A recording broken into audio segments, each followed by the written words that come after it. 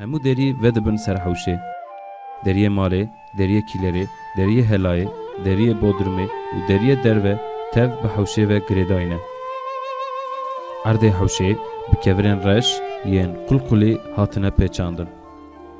Ji ber ku av ji derve tê bajêr, li her malê ji po depokirina avê bêguman trampê û hews ferz e. Malên Amedê bê hews û trompet nabin.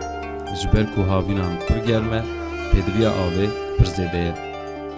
Li hewşa her malê hewza avê û trompeyek heye. Hin hews li zikê hewşê de hatine kolandin. Hin hews jî li ser sînga hewşê bi kevirên kesb ku wekî çiyayê qerej daxê reşîn hatine lêkirin. Ew kevirên bazalt ku ji dilê deşta Amedê hatine derxistin, xweşikbûna xwe di weçê hewzan de dide der.